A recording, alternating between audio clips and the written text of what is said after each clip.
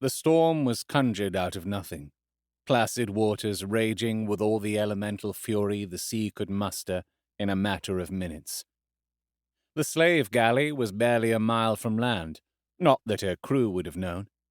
The mists shrouded the threat of the black glass cliffs of the Isle of Sorrows. On the verge of exhaustion, the oarsmen fought the pull of the tide, knowing they were being dragged off course.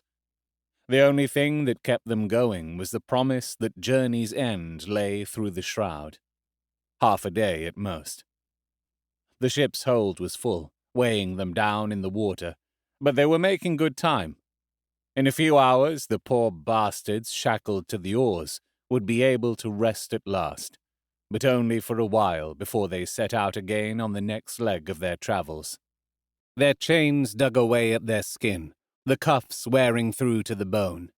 No one cared. They were less than human. Disposable. It was a punishing life, and a much worse death. The undercurrents of the sea bullied them towards the hidden shore, against the back-breaking efforts of the oarsmen.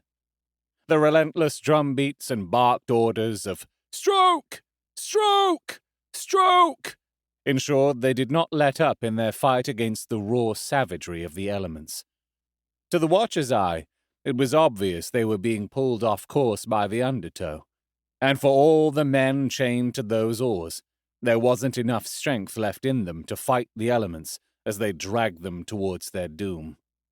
That slaver was going to be broken against the jagged reef beneath the churning white caps, long before it was thrown up against those black cliffs.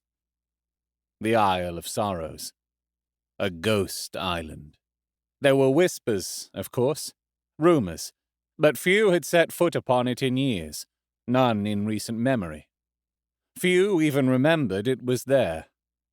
On a narrow strip of beach on the eastern edge of the island, a hooded figure raised a knotted staff to the sky and cried out in a language rarely heard beyond the confines of this forgotten place.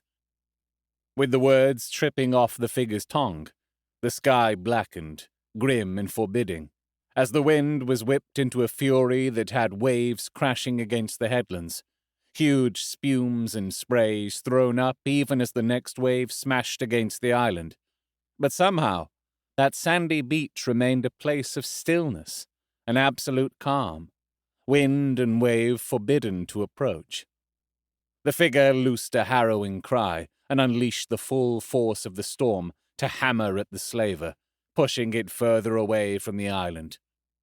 The rowers wrestled desperately for control of the ship, but the slaver lurched and rolled from port to starboard and back, as the backbone of the slaver threatened to tear apart and leave them fighting for their lives against the surf.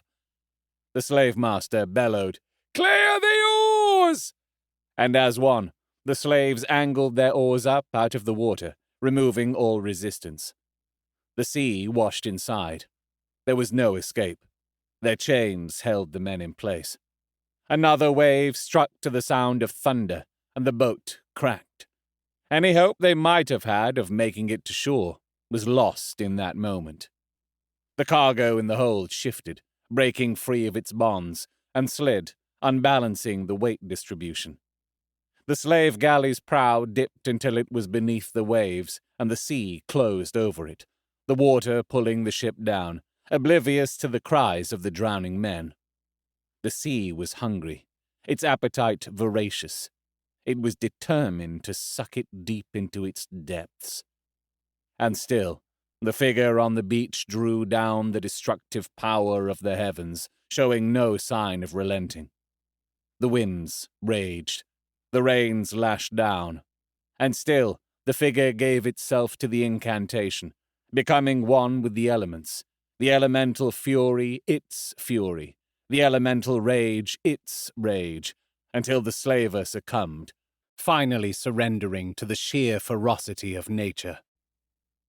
The timbers shrieked, nails and joists splintering, decking ripped up, the galley walls twisting beyond any point the joinery might hold, and tearing apart under the immense pressures.